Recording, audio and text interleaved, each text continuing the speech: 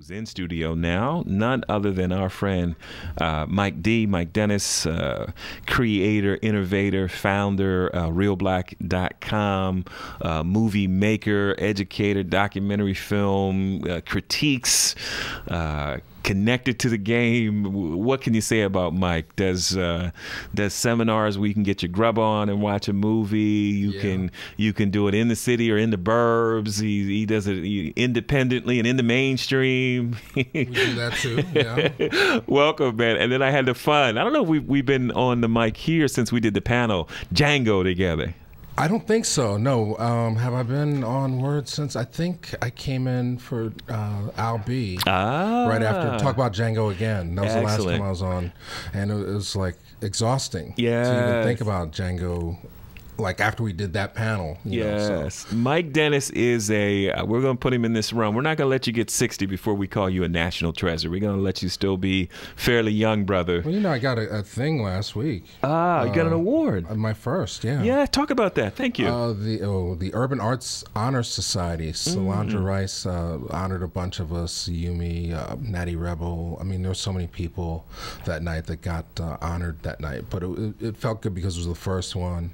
And it was on my cousin who had passed away. It was on his birthday, so I could sort of dedicate it to him. And I just found out yesterday that I'm going to be getting an award from PhillyCam for helping to cultivate their community as well. So yeah, I guess huge. I'm getting that age. No, you know what it is? It's the hard work and effort, and now you're beginning to see it grow back and come to you. I'm staring into I'm filming this so people can watch it later. But yeah, if you want to believe that. Oh yeah. Plus you did, and you mentioned off the mic, so of course I'm going to get you to talk about it on the mic. But you also did that award-winning, we'll call it short on. See, I remember your Nana. Isn't that what you called her? My grandmother, yeah, Nana. Yeah. See, we called my grandmother Nanny, so that's why I remember yours. So, and mine lived to be 92. God bless her. And yours lived to be. She would be. She passed away in September. She was 94 when she passed. Her birthday is this coming Thursday, the 14th. Yeah, and you did that award-winning piece of work. Nana Goes to Vote. What's the real name? Yeah.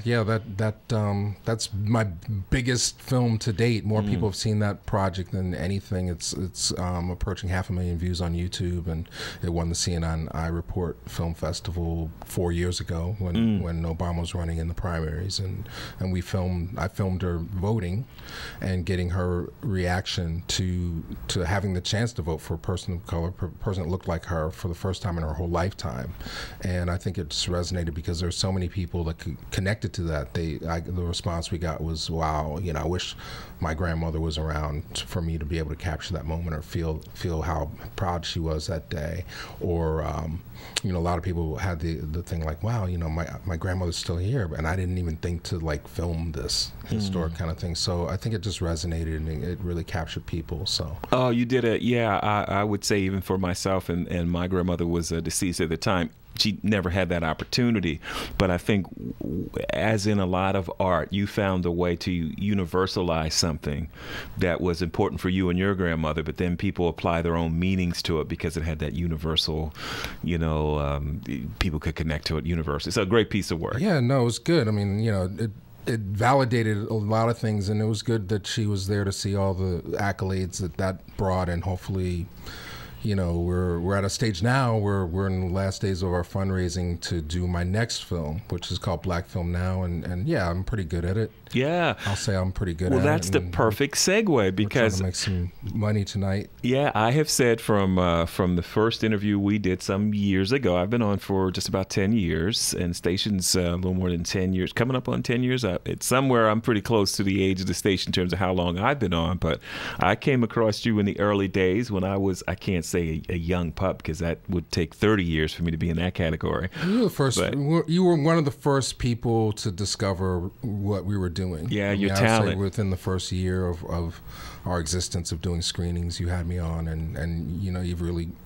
You keep having me on. I've gotten better at this, I think. No, you were always good, and I'm happy, particularly when I hear other hosts when you're on, because you're the kind of resource that should be appearing not only in many slots on this station, but you should be a talking head in media. You should be covered. And I've seen when you post the things, in terms of where you were covered or where you were interviewed and so on, I've seen those grow as well. But I'm hopeful that other outlets will understand. Well, that's the goal. That's certainly the goal. Like I took a business class this year, which is like, okay, we've been in business for 9 years, but we're not making as much money as I thought. We discovered there's a lot of money sitting around for people to talk about black film, and I'm definitely an expert at it. And one of the things with the TV show, I've interviewed so many filmmakers and I've heard their stories that I really think that I'm tuned into what is necessary for African American film to get to the next level.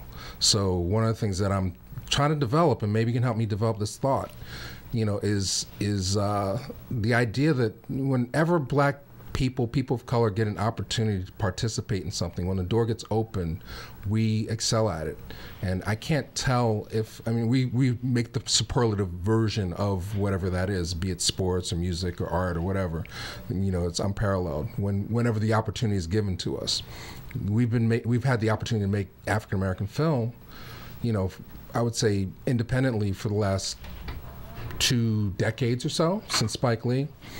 And we've seen glimmers of it, but we haven't necessarily seen mastery of it on the level of, say, like Stevie Wonder, Earth, Wind & Fire, the music of the 70s, or prodigy talents like Serena Williams and V.S. Williams or Tiger Woods or whatever. So that's the premise. Given the opportunity, we should develop our talent to the point where we're the best at it. Then the question is do we need to, like when we were playing ball, we were segregated for so many years, we developed the best talent. The best talent was picked from our own separate arena and excelled even further when given the opportunity to compete in a non-segregated situation. Do we need to develop our own situation independent of Hollywood in order to get to that level? Or can we is the talent already there and we just need more opportunity to express ourselves within the mainstream? Well, it's funny, and I want to talk about the film that you're working on now. I want to talk about fundraising. I want to talk about all that. I want to give the opportunity for people to participate. One of the funny experiences, so I begged my way, as I like to say, onto the Django panel. I said, "Oh, I know Mike," and Mike said, "Well, I'm not in charge of everything, but I'll put in the good word for you." Next thing you know, I'm on a Django panel with 150 people passionate about the film, some loving it, some hating it. But afterwards, there was the reception, with the cocktails and all that, which was really, really well done. What was the name of the Sisters Gallery? DeVon Art Gallery on give them some shouts. Second Street. Yeah, and Joss at Griot Works is the one who organized it, and we just did another one on Afrofuturism, and we're going to continue to do those kind of talks, and really brings out the really bright minds. I mean, just having discussions, even if we don't necessarily come to conclusions on things, just getting the ideas out in a setting where the atoms are bouncing around the room. Yep. It's just really great. So. Oh, it was great. And I heard you're really, you have a really thoughtful and mellow kind of a quality, but you didn't know I was listening in. And what's so funny, you've been in this business, at this game, in this industry for a long time, by somebody's notion. 9 years, the fact that you're still doing it after 5 is measured by some success, because you're not, I don't see you waiting tables at the Denny's, what I mean? No, I've been full-time at this for 9 years. Every dollar I've made or not made has been a result of African-American film. Yeah, so I hear some, we won't mention names, but so I hear, so you're talking to people as you graciously do, and before we got started, you're handing out postcards and doing the business stuff that you always do well, and list, make sure, add your name on the list. You're wearing 8 different hats even before we get started. And I hear some brothers come over to you and they say something like, "Well, Michael, Mike, I got this idea. Have you ever thought of and you're very polite. You know what I mean? You weren't curt with them. You're like, oh yeah, that's pretty much what I've been doing, or I've pretty much. If someone said, we need to build this theater where black people can come and see black movies. At the theater in the building. Right. You're like, well, that's basically kind of what I. It take a lot of money though for us to build.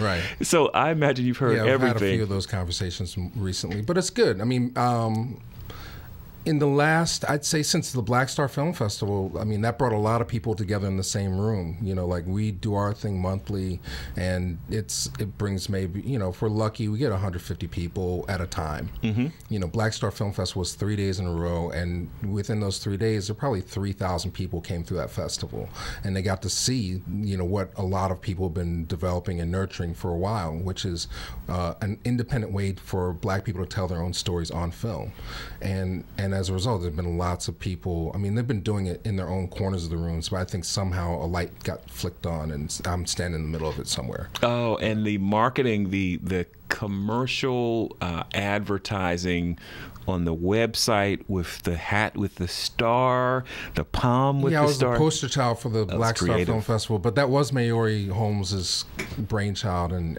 we definitely have to give her props for that. And she's going to do it again, and she's currently seeking films. So if you have work or you know of work, you need to submit it now so that Maori has a chance to see it. Excellent. Well, we're going to take a break, but when we come back on, I wanted to support and help Mike D to further get the word out about the fundraising effort, what it is, how you can support it. You're going to hear me support it. I'm going to cut a little check for a little something during the broadcast. Well, I know we're cutting the break, but people can go to Reelblack.com and see what we're talking about. There's a link to the IndieGoGo fundraiser. So excellent. So ReelBlack.com if you're online. Excellent. So we're going to take a pause for the cause. We'll be right back. And welcome back, family. Listening strong, 900 AM WURD, on air, online, of course, in the community.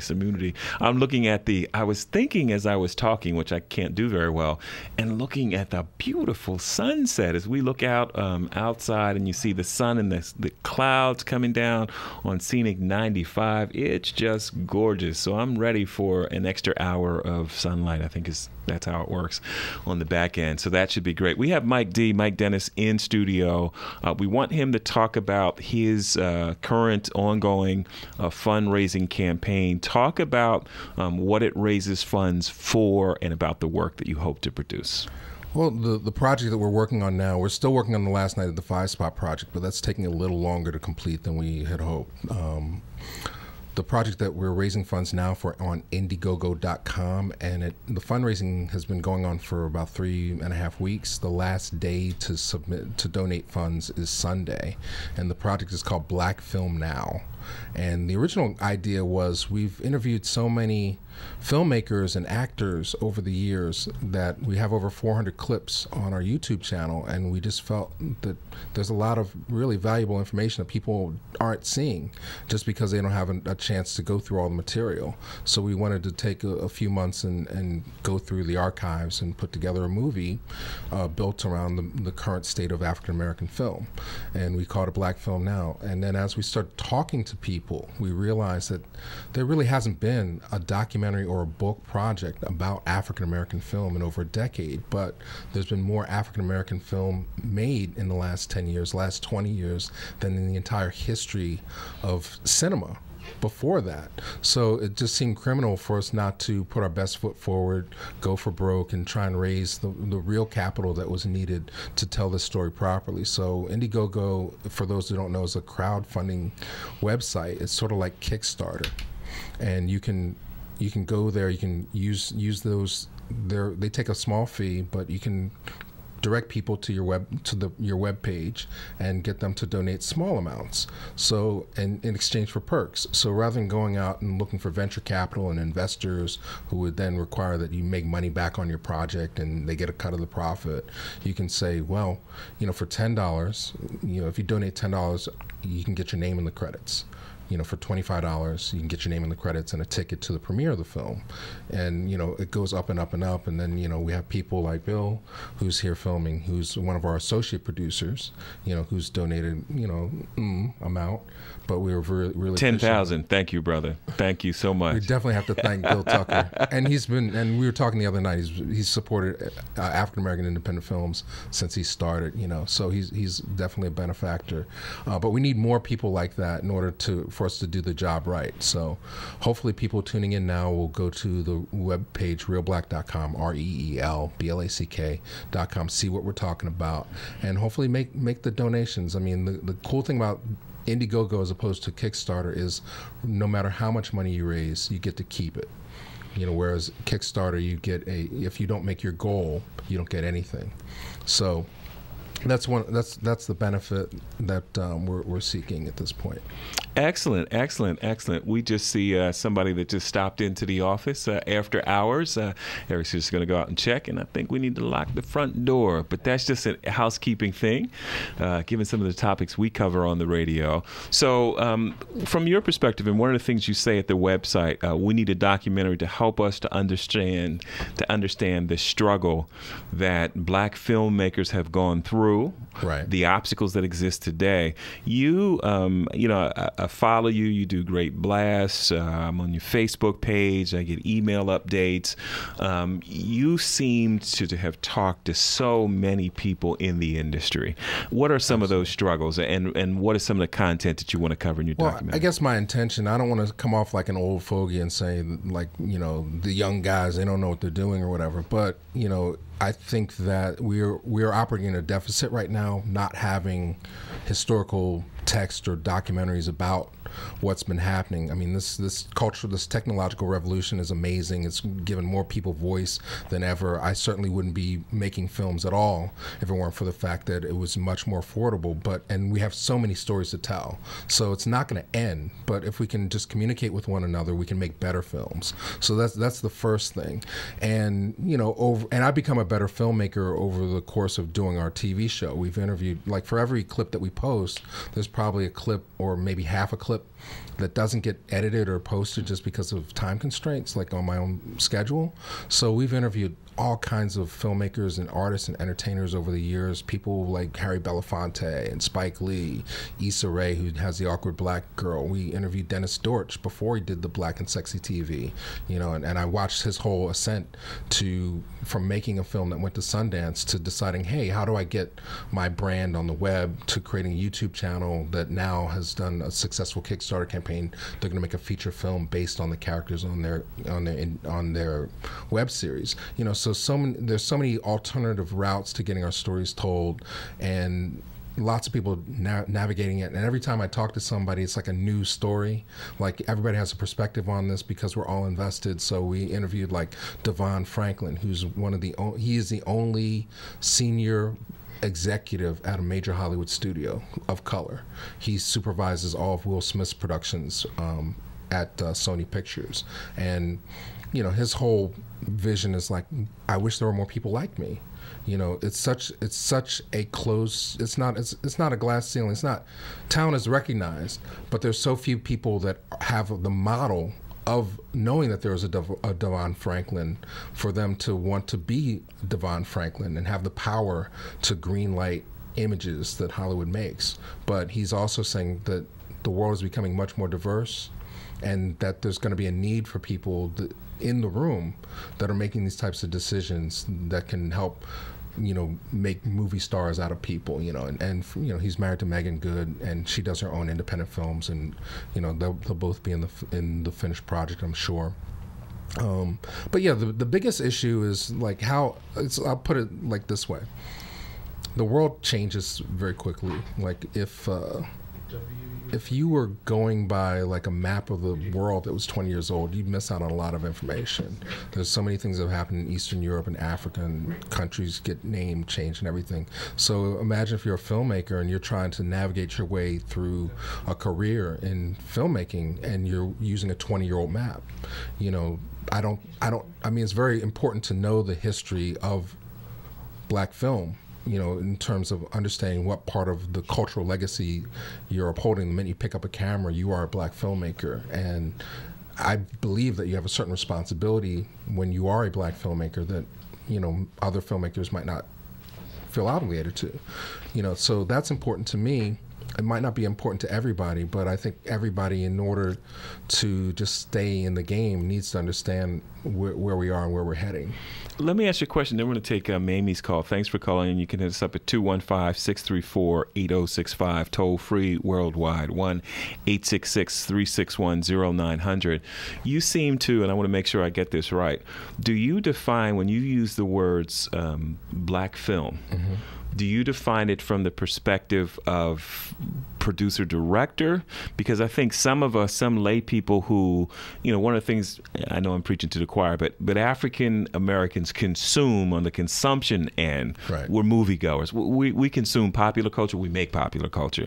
And so when we see ourselves represented on the screen, we'll make Django a black movie because there were black actors. Yeah, I would consider featured. Django as a black film because the story relates to our experience. Mm-hmm.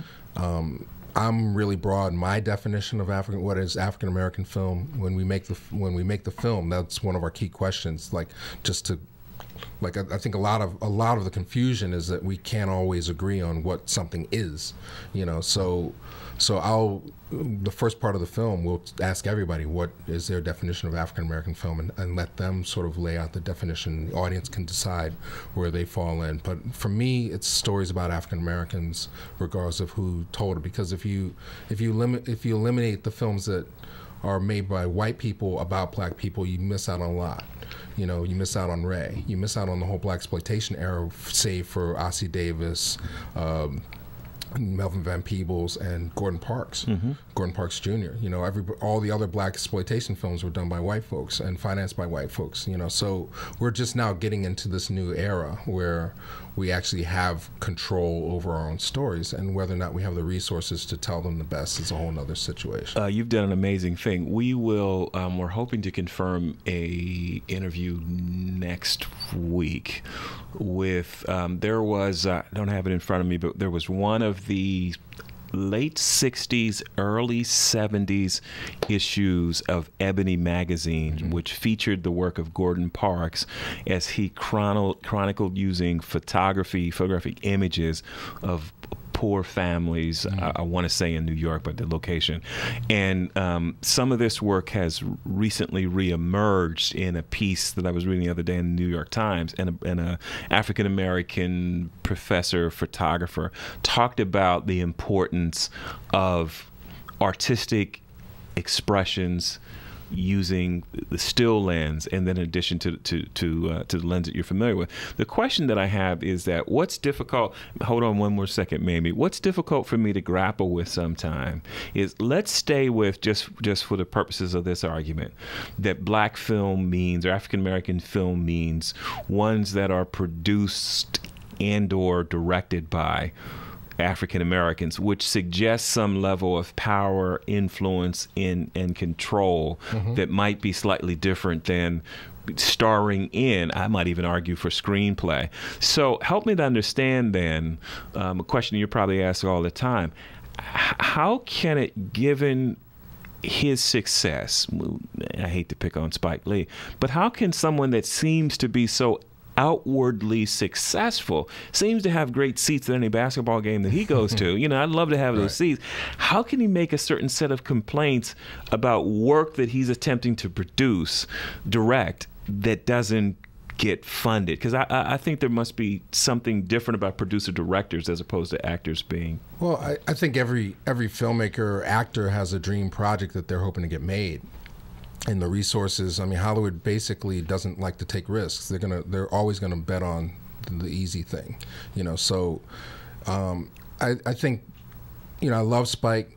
I think he's the most talented gift that we've been given as far as black filmmaking goes. He sets an example. He's influenced a whole generation of people, both in front of and behind the camera. He's given opportunities to so many people. Movie stars have been made from Spike Lee joints, So I think it is frustrating that he doesn't get the opportunity to do the Jackie Robinson story. I would have loved to have seen Spike's version of Jackie Robinson. There is a version of Jackie Robinson that's coming out. We'll have passes for it next month. 42 is the title of the film. And it's unfortunate to me to think that he's not going to get a chance to direct the James Brown story. That they're going to give it to the person who did The Help. And that's very problematic in a sense. I don't think that The Help, there's nothing in The Help that makes me confident to think that that director has a take on what James Brown's life really was about. But I think it's kind of our fault for also not, or maybe the other filmmakers. Spike is a shameless self-promoter. And he was a rock star like Tarantino, rock star filmmaker. He made, in lieu of stars, he was the key component to go see his films. What's happened though is there's a backlash right now on Spike, and when he lashes out against Tarantino and things like that, people feel like he's hating, but I think that's always been part of Spike's game, to be a trash talker and to brew up controversy, so you can't necessarily hate on him, because he's it's like hating on Kobe. You still have to respect the game, whether or not they win that night or not. Spike is going to come back and he's going to have great films. So it's unfortunate, but then he's always positioned himself as an outsider. He's sort of modeled his career after Martin Scorsese and Woody Allen, New York filmmakers who never got play at the Oscars, who never got acceptance, from the mainstream Hollywood people, because Hollywood wants to have people they can control. They don't want somebody who's a director at the forefront of their productions, because directors with vision can take their projects over budget, or they might make it too artsy, or they make it really difficult to sell, So Spike's always positioned himself as an outsider. As a result, his name, but he's also prominent, so his name always gets in the mix of these historical biopics and these dream projects. But then I don't know if people really want to work with Spike when it comes to bowing down to his vision. Wow. They'd rather make a more mainstream product and not deal with the artist. But then he'll have his renaissance the same way Woody Allen has had his renaissance, and the same way that Martin Scorsese's had his renaissance. But maybe what's missing, the difference between Spike and those guys, is he doesn't really have a studio benefactor. Like, he's always worked for different studios throughout his career. Tarantino has worked exclusively for the Weinsteins. He's able to do whatever he wants. See, that's a huge comment, though, Mike. That's huge. Let's take Mamie's call on line one. Joining us from University City, you're on the line with Mike Dennis, Reelblack. Thank you, Dr. Cooper. Oh, it is Mamie. Yes, how are you? Hey, I miss you guys. We miss you too, but it's not very conducive for us right now because of the weather and the projects that we're involved in. But we just want to congratulate you, and we want to, we know you're going to blow up because you're just going in the right direction. And we want to tag along with you, so don't forget about us, Mike. Well, there's plenty of room. I mean, I think that's where Spike, unfortunately, he was the first guy and the most visible. And at the time he came up, there was like the one Negro at a time rule, Yes, yes. But I think it's changed to the point where we need as many voices as possible. And I don't know if you know Akbar and Mamie. They've been writing scripts. Was Aging Gracefully Productions? Yes. Yeah, I mean they're very prolific doing stage plays and screenplays. So, yeah, I mean now we just have to figure out. We got the distribution cover with Ava and Affirm and wonderful and YouTube and all that stuff. Now we just have to figure out how to make money, so that we don't go broke trying to prove a point. Well, whoever gets there first, let's help each other. Oh, absolutely. Definitely. And thank you. And I appreciate the support. Thank you. Well, Sister Mamie, have you been interviewed by any of the good folks on WURD before? No, sir. I'm going to give my phone number. Grab a pen in a moment. I'll give you my public phone number. Give me a call. We will we'll get it done. Okay. Thank you, sir. Oh, my pleasure. My pleasure. I look forward to getting you on. Okay, peace and love. Thank you. And that's what I have to say behind the scenes, in front of the scenes. Early when I first started radio, Mike Dennis is one of the persons I wanted to associate myself with because he knew the insiders. He was doing the work. He knew the directors, producers. And then when you look at, I just want to see your photo gallery of all the people that you pose with. Oh, well, that just started because of Facebook. I mean, I you know, at the beginning, I was the last person to take a picture with somebody, you know, but then I realized that the power of Facebook, you know, people really feel good when they see you standing next to somebody. And you know, I got less shy, you know, so it's pretty cool, and it's on Facebook. Yeah, it's on Facebook, and that's the fun part of the job, is that you get to meet so many cool people. Oh, absolutely. Now, talk for the listeners that just joined us. We're going to loop it back around.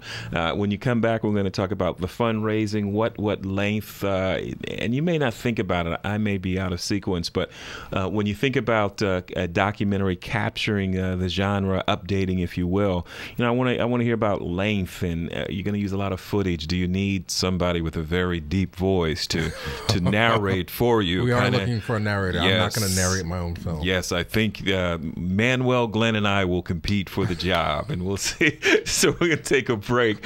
When we come back, stay close on 900 AM WURD. We'll be right back. And welcome back, family. You're listening Absolutely Strong, 900 AM WURD, on air, online, and of course, we are in the community. I'm Dr. Richard Cooper. The program is the Caramoo, the Feast. We have in studio, he stepped out for a minute, he'll be right back, the world-renowned Mike Dennis, who, in case you just joined us, is talking about raising funds for a prolific piece of documentary work that you can help to make happen. You can make it happen by either going to Reelblack, that's REEL black.com, and getting in where you fit in, or you can go to the website IndieGoGo.com. Indie, I-N-D-I, go-go, just like go-go back in the day, gogo.com. And when you go to that website, all you have to type in is Black Film Now, and then you can get in where you fit in. One of the ways that I look at it, Mike, and I'll be doing that $25 donation. I mean, I can either cut a check or do it later on today on my credit card. At the premiere. Yeah, that's what I mean. So I'm going to have my ticket. And think about it, folks. Just think about the creative way that Mike is raising funds.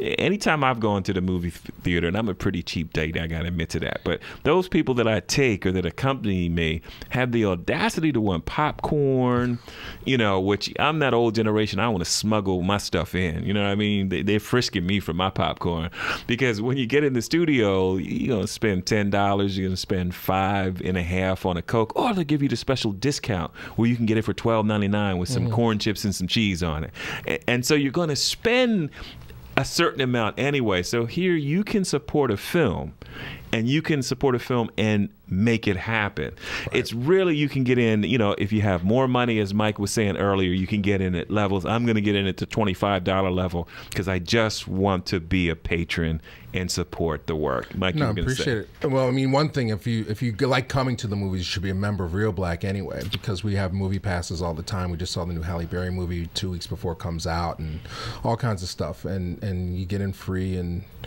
then you have money for popcorn. Yeah, money for sodas. But as far as this is going, Black Film Now, yeah, we need everybody to support. If everybody who was listening sent in $10, we'd meet our goal without hands down, you know. And you'd have your name in the credits. You know, for $25, you get to come to the premiere and you see your name in the credits. So yeah, it's a grassroots way of supporting art. You can, you know, you're basically pre-buying your ticket if you look at it that way. Yep. I mean, we priced it so that it's a little more than a regular ticket price, but your name's in the credits, and we're gonna finish the film, and you'll be the first person to see it. It's not gonna go right to YouTube. It's not, you know, other people will have to wait for it to come to their town and festivals, you know. But as soon as we have a cut of it done that we like and we feel represents the finished work, we will book International House. We will have a premiere.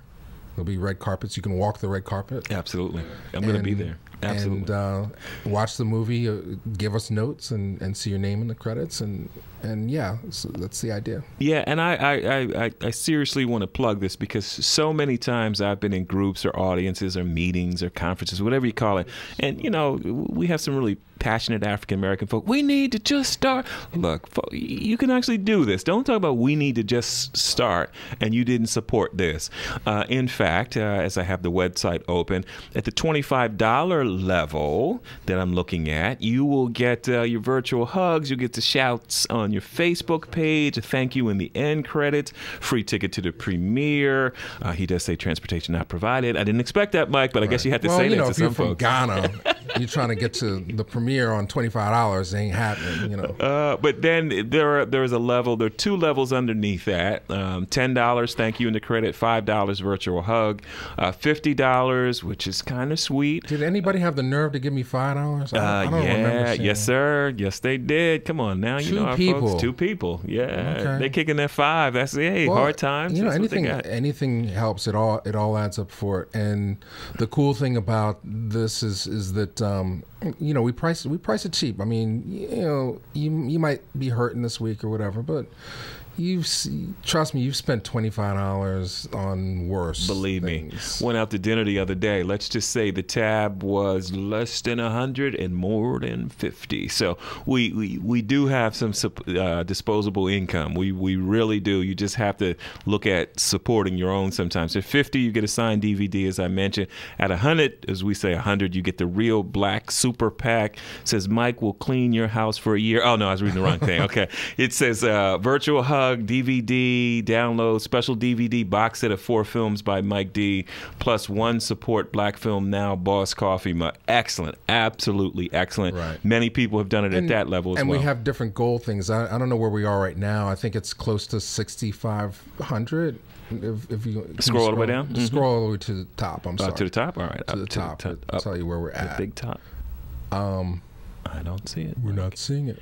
No, weird computer. At every $500 mark, we have a special perk. The person responsible for putting us over that 500 mark gets a special bonus DVD or whatever. We've been giving away things from MPI Home Video, copies of the Black Power mixtape DVD, and we just got some Yelling to the Sky DVDs. And Victoria Mahoney, who's going to be featured in the film, has agreed to autograph them. So, Yelling to the Sky is an independent feature film that just came out on DVD that stars Gabri Sidibe from Precious and Zoe Kravitz, who's Lenny Kravitz and Lisa Bonet's daughter, and they're like high school rivals, and it's a coming of age story. It's a really good film, and it should have gotten wider scene, but that's part of our thing. And then Ava DuVernay and the Affirm filmmakers are going to sign DVDs as well at the $250 level. So wow, so he's got a Big Willie one. Well, it's called the executive producer one. One claimed that this is really nice, 20,000. Wow, zero claim. Wow, 0. Oh, okay, 0 out of 1. Well, right. I mean, that's just to place value on the film, because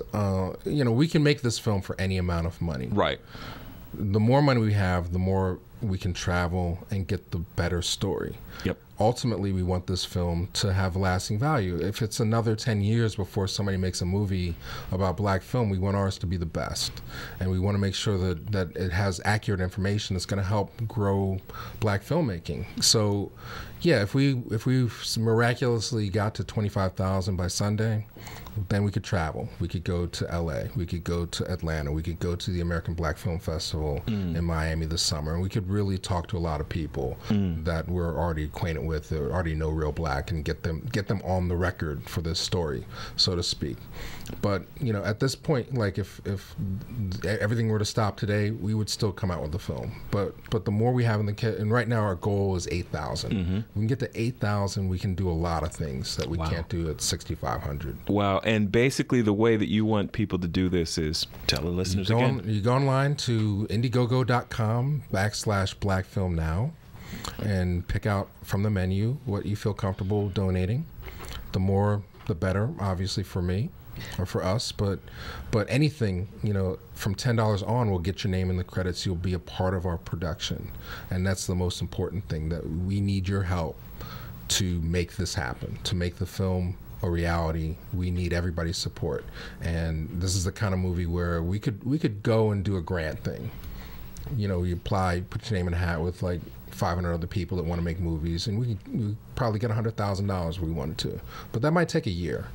And in a year, the whole landscape could be changed. You know, we want to get the dialogue started as soon as possible about this. You know, so we want to get something that we can then take to investors, take to HBO, take to TV One, and say, all right, this is what we did on our own with X number of dollars. You know, this is the core idea. I'm the best person to tell this story. You know, how much you guys paying to put shows on TV? How much would it cost for you to make this show? And let's work it out, because we want ultimately the film to be seen by people. So this is basically seed money for what we imagine will be a series of ongoing projects about African American film. But we're starting with black film now, and then if we're lucky, we'll do a black film in the '90s, and we'll talk to all the people who were instrumental in that period, black film in the 2000s, and then back further as far as we can go, as far as oral history, and then forward into the future. But you know, we need, in order for it to count, we need to document it, and right now it's not being documented. Excellent, excellent. So again, family, this drive ends when again? Sunday, midnight Pacific Standard Time. Before daylight saving time, depending on when you go to bed and when you go to sleep. Yeah, so. Well, it's just hours. So, and it's weird. I don't know how they do their math over at IndieGoGo, but I mean, the sooner you contribute, the better. And like I said, we do have goals for the person that puts us over 7,000, person puts us at 7,500, and person puts us at 8,000, so on and so forth. They'll get bonus signed DVDs. So. Excellent. And would you prefer that I do it online and give you a check? I think I brought a check with me, but if not, I'll take your check, because they take out money. I thought so. They take a chunk. I thought I brought a check for this. I like to walk it out. This could either be an embarrassing moment, drum roll, or it could be a really good moment. You have a wallet like mine. It's got more ATM receipts in it than it does money. Actual money. That's right. That's right. But I've been carrying a check because I didn't want to forget it. So I'm going to. It's a dramatic moment here. I found the check. I actually brought a check with me for this purpose. We need to Instagram this. Wait, we're on the radio.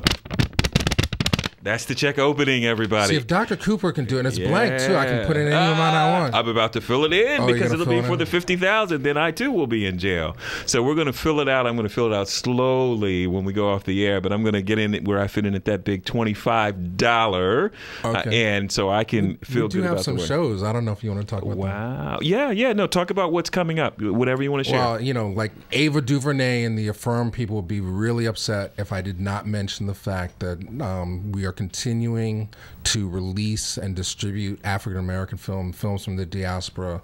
The latest project they've done. Affirm is the company that brought you Middle of Nowhere, Restless City, Kinyarwanda, and I Will Follow. There's a new platform called Array, which is designed to release more films a year from more voices. And it's the first release from Array is called Better Must Come. It's a Jamaican film. It won awards at the American Black Film Festival and the Trinidad and Tobago Film Festival. And we're blessed. We're one of 3 cities in the whole country. It's being released simultaneously on 3 continents on Wednesday, March 13th. We're showing it here in Philadelphia at the Asian Arts Initiative at 1219 Vine Street. All this information is on the website, by the way. And the director, who also was the cinematographer and the writer of the film, Storm Salter, will be our guest at the screening. So we really, really, really, really feel it's important that we show them as much Philly love as possible. It's a relatively small theater. I hope that we can sell it out. The tickets are only $10, $8 for Reelblack members and students and seniors. So, you know, hopefully Mamie can make it out on Wednesday night. And, you know, she's a Reelblack member and a senior. You know, so it's $8 either way. But it's a great film. It's a love story set during 1977 Jamaica, which was a big time of upheaval. So there's a lot going on. Roger Guinevere Smith from a lot of Spike Lee movies is featured in it. So we have that happening on Wednesday. We are co-presenting Tuesday night, the 12th, with Scribe at International House, the Contradictions of Fair Hope. I heard earlier today, Essa Patha Merkerson was a guest on Steph Renee. Wasn't that a great interview? That was a great interview. Oh my gosh. So, shout out to Steph and the whole production team for that movie is going to be at International House on Tuesday night. Then on Friday night, we're doing Nina Simone, the real Nina Simone, which is an hour and a half of documentary and music performance footage, and you get in free with the cost of a meal at the Cafe Mills. So we're showing like rare footage of Nina Simone. I met one of the co-owners of the Cafe Mills I was at the conference this morning. Okay. And they were saying wonderful things about you, by the way. They're good people. Lady? Okay, yeah, I forgot. I'm bad with names, yeah. I can see her face, and she knows me. She always calls me her star. I can sit with you. You're famous. I'm like, come on, Excellent. Okay, we're being cued. Give contact information. I got to give my number to the sister I said to call me. Give your contact information again.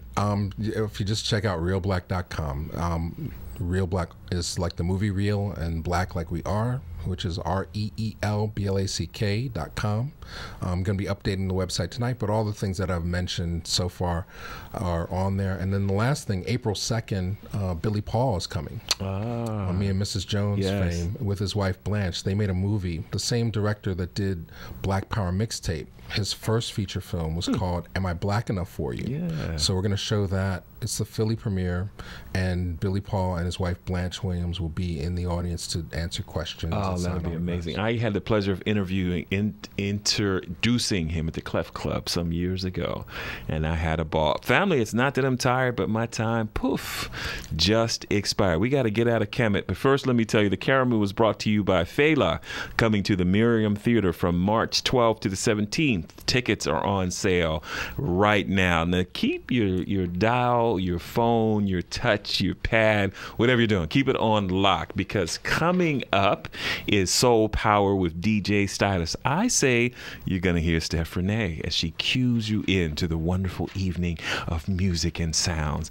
I'm Dr. Richard Cooper, and we like to say stay strong, be blessed, have a Caramoo. Ooh, let me get that phone number. Office phone number is 610-499-1134. 610-499-1134. Mr. Eric Nixon, thank you for making us look and sound so good. Take care, family. We are out. Poof.